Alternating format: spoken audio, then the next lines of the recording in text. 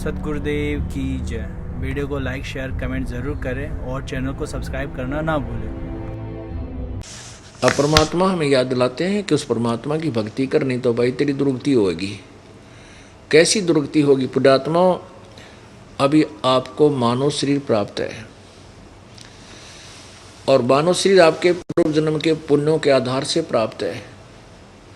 जिसके पुण्य अधिक है उनको सुविधा उसको अधिक प्राप्त हुई है। शरीर भी सुंदर है, स्वस्थ भी है, घर में धन भी है, कार कोठी फैक्ट्रियां भी हैं। ये आप ही की मलाई आप ही खा रहे हो।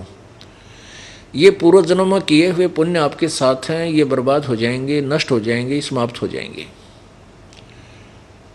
यदि आपने भविष्य की भक्ति नहीं की, भविष्य में वो साधना नहीं की जिसका प्रतिफल आज तुम भोग रहे हो, ये पूर्व जन्मों का है। अब वर्तमान में जो करोगे ये आने वाले समय में आपको मिलेगा। जैसे बैटरी को चार्ज कर रखा है इन्वर्टर की को, इन्वर्टर की बैटरी चार्ज है और फिर चार्जर ला नहीं रखा, उसका हटा दिया, कनेक्शन नहीं लगा रखा बिजली से, तो जब तक वो बैटरी चार्ज है तब तक तो इन्वर्टर की ट्यूब भी जलेंगी, पंखे भी चलेंगे, लाइट भी दे रही है, रोशनी भी कर रहा हो। और जब वो बैटरी डिस्चार्ज हो जाएगी एकदम बंद हो जाएंगे। पुण्यात्मा, आज जो हमें मायाधारी दिखाई देते हैं, जिनके पास पैसे हैं, कोई मंत्री बना है, कोई मुख्यमंत्री बना है, कोई प्रधानमंत्री, कोई फैक्ट्री लगाई है, किसी का पैसे में बोलबाला है, सेठ है, अरबपति खरबपति है, ये पिछले जन्म की बैटरी चार्ज है इनकी और ये इस बैटरी से चल रहे हैं। जिस दिन यह बैटरी समाप्त होगी, कोई हेलीकॉप्टर में गिर कर मरा, किसी को हार्ट अटैक हो गया, कोई गोली से मार दिया गया, इनका तुरंत काम बन जाता है। फिर इनकी आगे कोई सतिथि नहीं होती। ये सिंपल प्राणी होते हैं, 84 लाख योनियों में जाते हैं। परमात्मा कहते हैं, कबीरा सब जग निर्धना, धनवंता ना कोई, धनवंता सो जानियो जिस पर राम नाम धन होवे। यहाँ पर जो परमात्मा की सतभक्ति कर रहे हैं बच्चे, चाहे कोई मजदूर है, चाहे कोई किसान है, दुकानदार है, सर्विसमैन है, चाहे कोई रोगी है, कोडी है, चाहे किसी प्रकार का भी है, जो इस सत साधना को सच्चे मन से कर रहा है, पूरे नियम निभा के कर रहा है, तो वो वर्तमान के राष्ट्रपति से भी उत्तम प्राणी है परमात्मा की दृष्टि में। वो राष्ट्रपति और प्रधानमंत्री तो अपने पिछले जन्म की मलाई को खो और खंडा रहे हैं और आप भविष्य की तैयारी कर रहे हो। भविष्य में वो तो 84 लाख योनियों में होंगे और आप या तो देव पद प्राप्त करोगे, यदि कोई डगमग हो गया, काल के जाल में रह भी गया था, और या सतलोक चले जाओगे जहाँ कभी मृत्यु नहीं होती।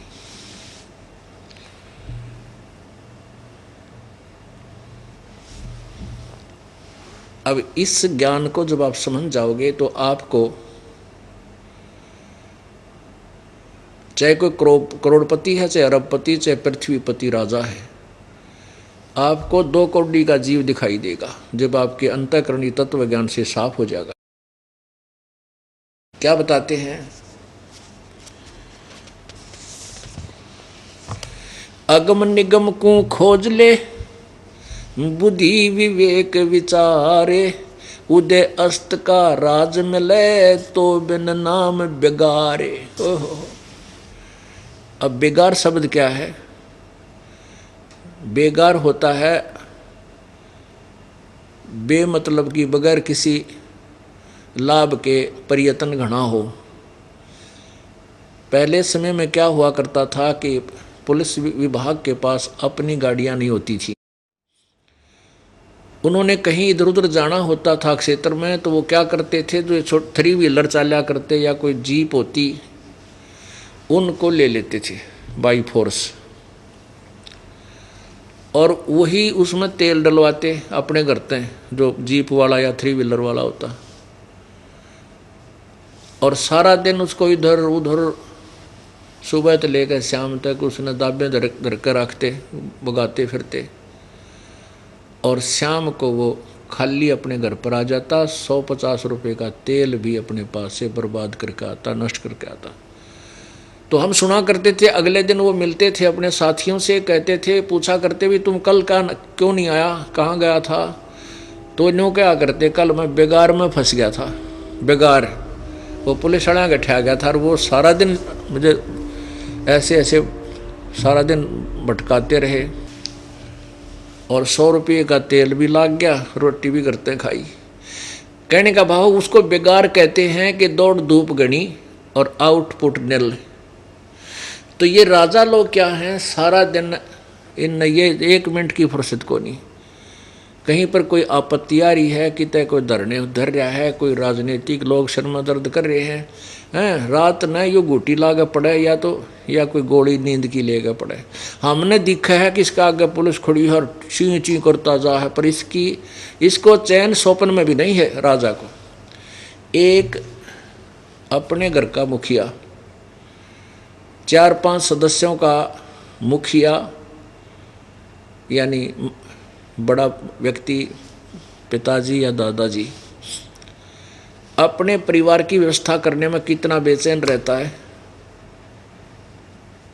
कोई बीमार हो गया, किसी का बात आ गया, किसी का सूचक देना, किसी की पढ़ाई, किसी के कपड़े लाने, गर्मियाँ के सर्दियाँ के, कोई और शर्मा दर्द हो रहा है, कोई दूसरा दिक्कत आएगी, कोई लड़की के ला गड़बड़ हो रही है, वही छोड़ने की तैयारी हो रही है, कोई दुखी कर रहे हैं, कोई बटेऊ शराब पीवे।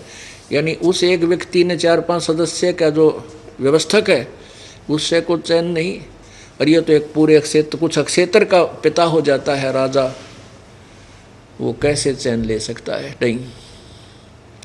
परमात्मा कहते हैं उदय अस्त का राज मिले, अगम निगम को खोज ले, बुद्धि विवेक विचार भविष्य की तरफ ध्यान दे।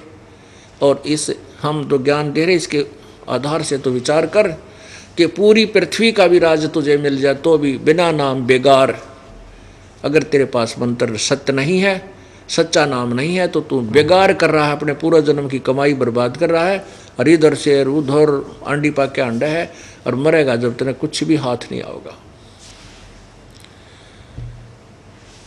तेरी मृत्यु के उपरांत फिर पछताएगा तो रोएगा। आपने देखा होगा अभी 4-4.5 वर्ष पहले हरियाणा का मंत्रिमंडल बना, जिसमें 2 मंत्री कैबिनेट सत्र के, और एक तो इतना पैसे वाला था कि उसके पास पैसे की कमी नहीं, फिर मंत्री भी बन गया था। कहना है क्या, अपने ही हेलीकॉप्टर में एक्सीडेंट में क्रैश हो गए, उनके आड़ भी पिछाड़ मनाए कौन से की थी। पुण्यात्माओं, परमात्मा की वाणी और इस ज्ञान पर विचार करो। ठीक है, अगर राजा भी बना है कोई बुरी बात नहीं, लेकिन न्यायकारी हो, भगवान से डरने वाला हो, परमात्मा को याद करने वाला हो, वो बुराई नहीं कर सकता, वो पाप से बचेगा। अन्यथा राजा सबसे भयंकर अपराधी बन जाता है, क्योंकि उसके ऊपर हर तरह के पाप उसके सिर पर रखे जाते हैं, उसके आदेश से सब काम होते हैं। उसके राज्य में जो भी पाप हो रहे हैं उस राजा के ही निमित्त हो जाते हैं। फिर राजा अहंकारवश ना जाने कितने अनर्थ कर डालता है। जैसे कंस को पता लगा कि तेरी मृत्यु तेरी बहन की 8वीं संतान से होगी, तो उस पाप आत्मा ने आकाशवाणी सुन ली और उसको साची मान लिया कि ऐसा होगा। तो उसकी बुद्धि भ्रष्ट होगी। उसने ये क्यों ना माना कि तो होगा तो तू क्या करेगा, जब परमात्मा का ये फाइनल फैसला है, आकाशवाणी को तो सत्य मान रहा है कि ऐसा ही होगा, तो उसके द्वारा मारा जाएगा। फिर तू कैसे उस परमात्मा के नियम को परिवर्तित कर सकता है? लेकिन बुद्धि भ्रष्ट जीव क्या करने लगा, अपनी बहन की सारी संतान मार दी। फिर आकाशवाणी जब वो अंतिम संतान मारी, वो आकाश में लड़की जाती हुई आत्मा आवाज़ दिया कि तेरे मारने वाला पैदा हो चुका है। उस पाप आत्मा कंस ने आसपास के क्षेत्र के नवजात शिशुओं को सबको कटवा दिया, मार डाला। वो धर लिया पाप सिर पे और अंत में मारा भी गया। अगर राजा को समझ हो, पर संत की शरण में हो, वो संत के गाइड से मार्गदर्शन से चले, तो वो पाप नहीं करता। उसको समझाता कि बेटा तेरी मृत्यु तो होगी और इसी से होगी, तू कैसे उसको रोक सकता है, क्यों पाप कमावे, अपनी भक्ति कर ले, शायद तेरा बचाव हो जाए। तो ऐसे संत मिलें तो राजा भी पाप से बच सकता है। नहीं दुर्बुद्धि संत लालची के राजा नाराज ना हो जाए, जो जैसे राज्य वैसे चालन दे। तो ऐसे संत जो राजाओं के पास होते हैं वो दुश्मन होते हैं उनके। तो ऐसे ही हमने अपने मार्ग को सुचारू करना है।